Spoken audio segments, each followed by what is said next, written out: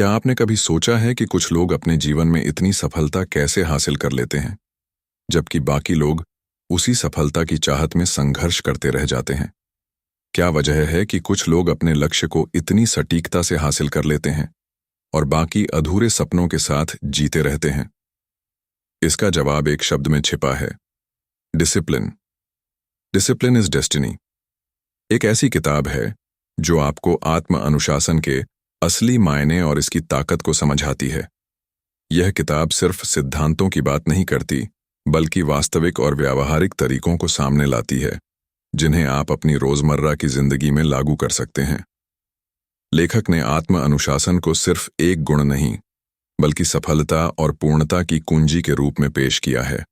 इस किताब में आपको समझाया गया है कि कैसे छोटे छोटे कदम उठाकर आप बड़े बड़े बदलाव ला सकते हैं। यह किताब आपको सिखाती है कि अनुशासन केवल बाहरी नियंत्रण नहीं है, बल्कि यह एक आंतरिक शक्ति है जो आपके विचारों, भावनाओं और कार्यों को एक दिशा में ले जाती है। डिसिप्लिन इज डेस्टिनी हमें यह भी बताती है कि अनुशासन के साथ साथ दयालुता, सहानुभूति और प्रेम का संतुलन बनाना क्यों जरूरी है।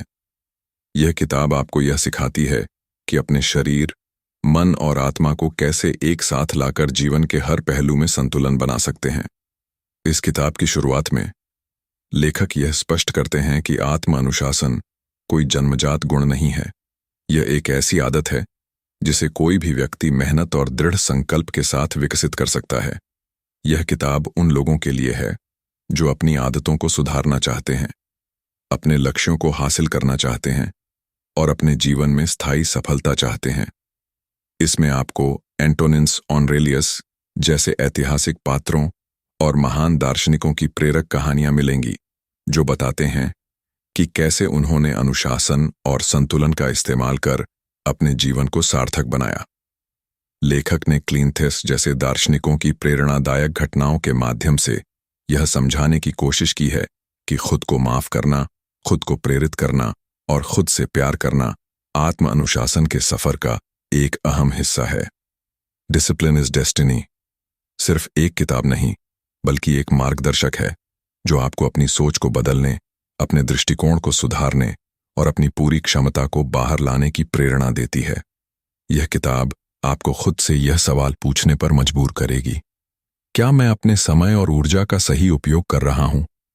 क्या मैं उन आदतों को अपना रहा हूं जो मुझे अपने लक्ष्य तक ले जाएंगी? और सबसे जरूरी, क्या मैं अपने जीवन को सही मायने में जी रहा हूं? तो अगर आप अपनी जिंदगी को बदलने और अपने अंदर एक अनुशासित व्यक्ति को विकसित करने की दिशा में पहला कदम उठाना चाहते हैं, तो डिसिप्लिन इज डेस्टिनी आपके लिए एक अनमोल तोहफा है। यह किताब आपको सिखाएगी कि आत्म अनुशासन के साथ आप न केवल अपने सपनों को पूरा कर सकते हैं, बल्कि अपने जीवन को एक नई दिशा भी दे सकते हैं। क्या आप तैयार हैं अपने जीवन में अनुशासन की शक्ति को अपनाने के लिए? अगर हां, तो इस सफर में आइए, शुरुआत करते हैं एक नई सोच और एक नई ऊर्जा के साथ। क्या आप एक डिसिप्लिन्ड लाइफ जीना चाहते हैं और अपने सपनों का भविष्य बनाना चाहते हैं? क्या आप डिसिप्लिन्ड जीवन जीना चाहते हैं, लेकिन यह नहीं जानते कि कौन कौन से कदम उठाने चाहिए? आप डिसिप्लिन्ड हैं, लेकिन क्या जीवन का बैलेंस कहीं टूट गया है और आप अंदर से खाली महसूस करते हैं? क्या आप डिसिप्लिन का उपयोग अपनी डेस्टिनी तक पहुंचने के लिए करना चाहते हैं? अगर इन सवालों के जवाब आपकी तलाश का हिस्सा है, तो आपकी तलाश यहीं खत्म होती है, क्योंकि हम चर्चा करेंगे रायन हॉलिडे की किताब discipline is destiny, the power of self control. Self mastery का मतलब क्या है? किसी भी चीज में निपुण होने के लिए सबसे पहले हमें अपनी भावनाओं, विचारों और कार्यों पर नियंत्रण पाना होगा। बाउंड्रीज और कंट्रोल्स के माध्यम से हम अपनी पूरी क्षमता तक पहुंच सकते हैं और जो हमने हासिल किया है उसे खतरे में डालने से बच सकते हैं। आज के समय में सेल्फ कंट्रोल बेहद आवश्यक है, क्योंकि लोग अक्सर भटक जाते हैं और अपने लिए गलत फैसले लेते हैं, या वे ऐसे कदम उठा लेते हैं जो उनकी जिंदगी में गलत परिणाम लेकर आते हैं। इसी से बचने के लिए डिसिप्लिन इज डेस्टिनी का लेखक पूरे बुक में सेल्फ डिसिप्लिन और बैलेंस की ताकत को सिखाता है। बिना डिसिप्लिन के जीवन में सफलता संभव नहीं है, और अगर आपने सेल्फ कंट्रोल की ताकत को डिसिप्लिन के जरिए उपयोग करना सीख लिया, तो आप अपनी जिंदगी में आसानी से सफल हो सकते हैं। इस किताब को बेहतर तरीके से समझने के लिए हम इसे 5 चैप्टर्स में अलग अलग चर्चा करेंगे। तो चलिए शुरू करते हैं। चैप्टर 1, सेल्फ डिसिप्लिन से मिलती है महानता। बहुत समय पहले ग्रीक मिथोलॉजी के महान नायक हेरक्युलिस पहाड़ों में यात्रा कर रहे थे। रास्ते में उन्हें एक चौराहा मिला जहां उन्हें एक देवी मिली। देवी ने उन्हें लग्जूरियस लाइफ का आशीर्वाद दिया। उन्होंने कहा कि हेरक्युलिस अपने दिल की हर इच्छा को पूरा करेंगे और कभी भी डर, दर्द या दुख का सामना नहीं करेंगे। दूसरी ओर एक और देवी ने उन्हें एक अलग आशीर्वाद दिया जो पहले वाले की तुलना में कम आकर्षक था। उन्होंने कहा कि हेरक्युलिस को ये पुरस्कार तभी मिलेंगे जब वे खुद इसके लिए मेहनत करेंगे। Discipline is destiny. दूसरी देवी ने कहा कि इस मार्ग की यात्रा लंबी होगी और इसमें मेहनत, कंसिस्टेंसी और सैक्रिफाइस की जरूरत होगी, लेकिन यह यात्रा आपको वही व्यक्ति बनाएगी जो आप बनना चाहते हैं। यही स्थिति हम सभी के साथ होती है, एक कठिन लक्ष्य की ओर जाने वाले मार्ग और त्वरित संतोष के मार्ग के बीच चुनाव करना। हमें इन दोनों में से एक को चुनना होता है। ऐसी स्थिति में लोग अक्सर अपने लक्ष्य तक पहुंचने के लिए आसान रास्ता चुनते हैं। लेखक इस स्थिति में 4 गुणों को अपनाने की सलाह देते हैं: विजडम, बुद्धिमत्ता, जस्टिस, न्याय, करेज, साहस, सेल्फ डिसिप्लिन, आत्मानुशासन। रोमन राजा और स्टोइक फिलोसोफर मार्कस ऑरेलियस ने इन गुणों को फाउंडेशन ऑफ गुडनेस कहा था। उनके अनुसार जीवन की हर अच्छी चीज मेहनत और अभ्यास से ही जन्म लेती है। रायन हॉलिडे बताते हैं कि इन गुणों के माध्यम से हम अपने दैनिक जीवन में डिसिप्लिन को बेहतर बना सकते हैं और इसे मास्टर करके पीस ऑफ माइंड प्राप्त कर सकते हैं। चैप्टर 2, सेल्फ डिसिप्लिन से मिलती है। आजादी या फ्रीडम प्राप्त करने से पहले सोचें कि आपके लिए फ्रीडम का क्या मतलब है। फ्रीडम का मतलब सेटिस्फैक्शन से जुड़ा है। अगर आप अपने काम, जीवन या नौकरी से असंतुष्ट हैं तो आप फ्री महसूस नहीं करेंगे। अगर आप अपने काम या एनवायरनमेंट से थक चुके हैं तो कुछ समय के लिए दूसरी जगह जाएं। अगर आप अपने काम से असंतुष्ट हैं तो नौकरी बदलें। अगर आपको पिंजा खाना है तो ऑर्डर करें। कोई आइडिया है तो उसे साझा करें। हर समस्या का हल आपके पास ही है, आपको बस कदम बढ़ाने की जरूरत है।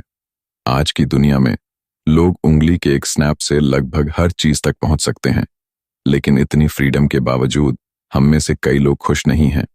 वे यह भी नहीं समझ पाते कि वे गलत क्या कर रहे हैं। इसका कारण यह है कि फ्रीडम के साथ सेल्फ डिसिप्लिन भी जरूरी है। डिसिप्लिन और टेक्नोलॉजी। जब तक हमारे पास सेल्फ डिसिप्लिन की खूबी नहीं होगी, टेक्नोलॉजी, प्रिविलेज और सक्सेस जैसी चीजें हमें उलझाए रखेंगी, भले ही वे हमें फ्री महसूस कराएं। सीधे शब्दों में कहें तो रिसोर्सेज बिना सेल्फ कंट्रोल के हमें विचलित कर देते हैं।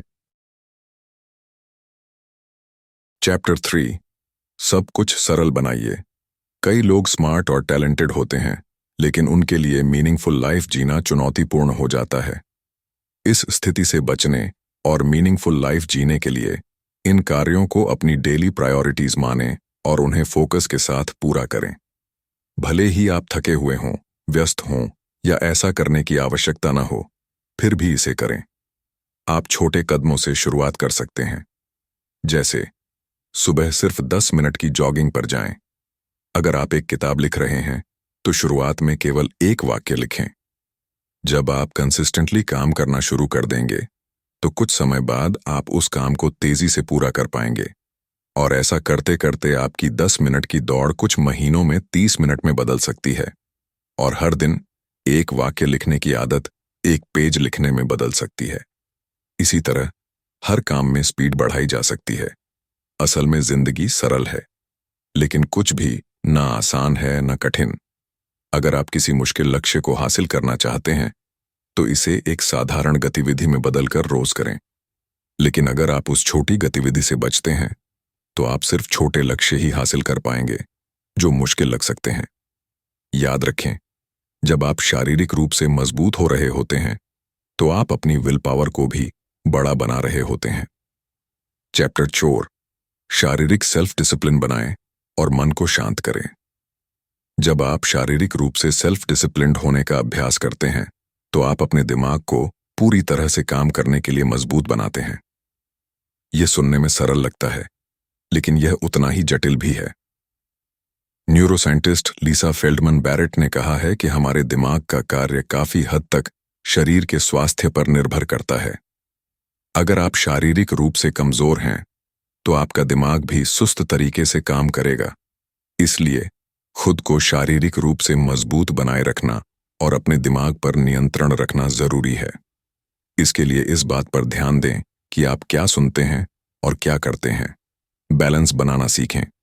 इसके बाद का कदम है अपने दिमाग को बैलेंस बनाना सिखाना। यह देखें कि आप भ्रम की स्थिति में कैसा महसूस करते हैं, क्या सोचते हैं और कैसे प्रतिक्रिया करते हैं, क्योंकि ऐसी स्थितियों में लिए गए निर्णय हमारे जीवन को प्रभावित करते हैं। एक आदर्श वाक्य है, keep calm and carry on. हर स्थिति और आपकी प्रतिक्रिया के बीच एक छोटा सा मोमेंट होता है। आप इसका उपयोग सोचने, अपने विचारों को व्यवस्थित करने और अधिक जानकारी एकत्र करने के लिए कर सकते हैं। दूसरी ओर, आप बिना किसी प्रयास के गुस्सा होकर खुद को या किसी और को दोषी ठहराकर इस मोमेंट को बर्बाद भी कर सकते हैं। याद रखें, बुरी स्थितियों को नकारात्मक प्रतिक्रियाओं से ठीक नहीं किया जा सकता। ऐसा करने से वे और खराब हो सकती हैं। इसलिए प्रतिक्रिया देने से पहले धैर्य का वह छोटा सा मोमेंट सुधारें। अपने आप से पूछें कि आपकी भावनाएं वास्तविक हैं या स्थिति को ठीक करने का कोई दूसरा विकल्प है। डर या गुस्से को अपने दिमाग पर हावी न होने दें। अपने दिमाग को फोकस करना सिखाएं। अपने फोकस को सुधारने के लिए आप बेथोवन की विधि का उपयोग कर सकते हैं। जो आप करना चाहते हैं उसके संबंध में म्यूजिक को धीमी आवाज में बैकग्राउंड में सुनें। इससे आप अपना ध्यान केंद्रित रख सकते हैं। अगर आप अपनी फोकसिंग स्किल्स को तेज करना चाहते हैं तो आप द पावर ऑफ फोकस की समरी पढ़ सकते हैं। थोड़े सेल्फिश बने और जब चीजें आपके नियंत्रण से बाहर हों तो उन चीजों पर ध्यान केंद्रित करें जो आपके नियंत्रण में हैं। इन्हें अभ्यास में लाकर स्थिति को सुधारने की कोशिश करें और जो चीजें आपके नियंत्रण में नहीं हैं उन्हें नजरअंदाज करें। यह आपको प्रेरित रहने में मदद करेगा। शुरुआत में परफेक्शन की उम्मीद न करें। इसके अलावा शुरुआत में परफेक्शन तक पहुंचने की कोशिश से बचें। ऐसा करने से आपको अनावश्यक रूप से दोषी महसूस हो सकता है या अपनी क्षमताओं पर भरोसा खो सकता है। इसीलिए हर बार परफेक्शन की कोशिश करने के बजाय अपना सर्वश्रेष्ठ देने का लक्ष्य रखें। जब आप अपने लक्ष्य से कम हासिल करें तो हार न मानें और कोशिश करते रहें। याद रखें, हम काम करने के मानक इसलिए बनाते हैं ताकि उन्हें प्रेरणा के साथ हासिल कर सकें, न कि इसलिए कि हम उनका उपयोग अपने लक्ष्य को छोड़ने के बहाने के रूप में करें। हार स्थायी नहीं होती, यह आगे बढ़ने का एक मौका है। जैसा कि फिलोसोफर सोक्रेटिस ने कहा था, we can not always be who we are. इसका मतलब है कि हर कोई सुधार कर सकता है। यही वह समय होता है जब आपका आत्मविश्वास आपकी ताकत बनता है। अगर आप मानते हैं कि आप आगे बढ़ सकते हैं तो आप ऐसा कर सकते हैं, और अगर आप ऐसा नहीं मानते तो आप अपने विश्वास के अनुसार ऐसा नहीं कर पाएंगे। इसलिए आगे बढ़ने के आत्मविश्वास के साथ आगे बढ़ते रहें। चैप्टर 5, अपने शरीर, मन और आत्मा को एक साथ लाएं। प्राचीन समय में रथ संचालक और राजा कंट्रोल सिखाने के बेहतरीन उदाहरण थे। रथ संचालक को रेस जीतने के लिए कई काम एक साथ करने पड़ते थे। घोड़े को जितना तेज दौड़ा सकते हैं दौड़ाना, घोड़े की लगाम पर मजबूत पकड़ बनाए रखना, जिसके लिए मेंटल फोकस जरूरी था। उन्हें ऊबड़ खाबड़ रास्तों से गुजरना होता था बिना अपने या घोड़े को गिराए। मौत का खतरा हर वक्त उनके सामने होता था, इसलिए खतरों का सामना करते हुए शांत रहना बहुत जरूरी था। पूरी दौड़ के दौरान उनके चारों ओर भीड़ चीखती और चिल्लाती रहती थी। कल्पना कीजिए कि तनावपूर्ण स्थितियों में सर्वश्रेष्ठ प्रदर्शन करने के लिए कितनी शारीरिक, मानसिक और आत्मिक एंगेजमेंट की आवश्यकता होती थी। इसका एक बेहतरीन उदाहरण रोम के सम्राट एंटोनिनस ऑनरेलियस थे। एंटोनिनस ने रोम पर 23 साल तक शासन किया और कभी अपने लोगों से पहले खुद या अपने परिवार को प्राथमिकता नहीं दी। उन्होंने अपने कर्तव्यों से कभी मुंह नहीं मोड़ा और बस अपना काम किया। इसीलिए आज भी रोम में उन्हें एक दयालु और बहादुर राजा माना जाता है, जिन्होंने एक विशाल साम्राज्य का संतुलन बनाए रखा। संतुलन का महत्व, संतुलन वह कारण था जिसने एंटोनिन्स को इतना सफल बनाया। लेकिन केवल सेल्फ डिसिप्लिन काफी नहीं है जब तक यह काइंडनेस, कंपैशन और प्रेम के साथ संतुलित न हो। कंट्रोल का सफर जटिल और चुनौतीपूर्ण होता है। कभी लोग आपके फैसलों को मान लेंगे तो कभी वे पूरी तरह असहमत होंगे। लेकिन जब आप सच्चाई की ओर बढ़ते हैं तो आप और दयालु बनेंगे और दूसरों की मदद करने के लिए तैयार रहेंगे। आप समझने लगेंगे कि हर व्यक्ति अपना अपना काम कर रहा है। आप यहां उन्हें जज करने के लिए नहीं हैं। आप यहां उन्हें स्वीकार करने, खुश करने और उन्हें प्रेरित करने के लिए हैं कि वे बेहतर बने। क्लीनथिस की कहानी, दर्शन शास्त्री क्लीनथेस की कहानी इस बात का बेहतरीन उदाहरण है। एक सुबह क्लीनथेस समुद्र तट पर टहल रहे थे। उन्होंने एक आदमी को देखा जो अपनी गलती के लिए खुद को दोष दे रहा था। क्लीनथेस रुके और उस आदमी से कहा, तुम और तुम्हारे द्वारा की गई गलती में फर्क है। तुम अंदर से अच्छे हो, उस काम को छोड़ दो और अच्छे बन जाओ। क्लीनथेस ने आगे कहा, आज से ही सेल्फ डिसिप्लिन्ड व्यक्ति की तरह जीना शुरू करो। हर उस काम से बचो जो तुम्हें गलत राह पर ले जाता है और अच्छे कार्य करना शुरू करो। हम अक्सर खुद से बहुत ज्यादा उम्मीद करते हैं कि अपनी सीमाओं को पार करें और बेहतर प्रदर्शन करें। लेकिन जब हम असफल होते हैं तो खुद को दोष देते हैं। ऐसा करना हमें रोक देता है। अपनी गलतियों को स्वीकार करें। जब आप गलती करते हैं तो खुद को न तो दर्द दें और न नफरत करें। लोग जो ऐसा करते हैं वे हार मान चुके होते हैं। अगर आपका कोई दोस्त ऐसी स्थिति में हो तो आप उसे क्या कहेंगे? क्या आप उसे सिर्फ उसकी गलतियां बताएंगे या बेहतर कदम उठाने के लिए प्रेरित करेंगे? दूसरा तरीका अपनाएं। उसी तरह अपने लिए भी अपने दोस्त बने। खुद को प्रेरित करें, प्यार करें और मुश्किल समय में खुद को सहारा दें। साथ ही अपने भाग्य को संवारने का फैसला लें। आत्म अनुशासन से आगे बढ़ें। हम में से हर कोई सेल्फ डिसिप्लिन्ड बन सकता है। याद रखें कि आत्म अनुशासन का मतलब है अपनी क्रियाओं, विचारों और भावनाओं को नियंत्रित करना और उन्हें अपने लक्ष्यों की ओर ले जाना। ऐसा करने से आप ज्यादा उत्पादक बन सकते हैं और लंबे समय तक खुश और स्वस्थ रह सकते हैं। अगर आप बिखरते हैं तो खुद को फिर से संभालें, अपनी क्षमताओं पर भरोसा रखें और जीवन की चुनौतियों का सामना करें। जब आप गिरें तो उठें और अपने उद्देश्य और ताकत के साथ आगे बढ़ें। कंक्लूजन आइए, सीखी गई बातों को दोहराते हैं। जो भी रास्ता आप चुनें, अपने लक्ष्य तक पहुंचने तक अनुशासन बनाए रखें। अपने दिमाग में बदलाव लाएं और वह जरूरी काम शुरू करें जो आपको अपने लक्ष्य तक ले जाए। अपनी शारीरिक सेहत पर ध्यान दें। अपने मन को शांत रखने के लिए हर परिस्थिति में अनुशासित रहने की कोशिश करें। अपनी क्षमताओं पर भरोसा रखें और आत्मविश्वास के साथ चुनौतियों का सामना करें। इस किताब से हमने सीखा कि आत्म अनुशासन के जरिए हम शारीरिक, मानसिक और आत्मिक तौर पर मजबूत होकर अपने जीवन को ज्यादा उत्पादक बना सकते हैं। अब अनुशासित बनने के कदम उठाएं और छोटे छोटे कदमों से शुरुआत करें। अंत में ये छोटे कदम आपके जीवन में बड़े बदलाव लाएंगे। उम्मीद है आपने इस किताब को अच्छी तरह समझा होगा और इसे अपनाकर अपने जीवन को और बेहतर बनाएंगे। बुक रिव्यू जिन्होंने कई सेल्फ हेल्प किताबें पढ़ी हैं, उनके लिए डिसिप्लिन इज डेस्टिनी एक अलग अनुभव देती है। लेखक विनोद शर्मा ने आत्म अनुशासन पर अपनी अनोखी सोच को साझा किया है। यह किताब आपको प्रैक्टिकल एडवाइस देती है कि कैसे एक मजबूत वर्क एथिक विकसित किया जाए। शर्मा जी ने कंसिस्टेंसी पर जोर दिया है और पाठकों को प्रैक्टिकल स्ट्रैटेजीज दी हैं, जैसे स्पष्ट लक्ष्य बनाना, रोजमर्रा का रूटीन तैयार करना, माइंडफुलनेस का अभ्यास करना। Thanks for watching. Please like, share, subscribe our channel, our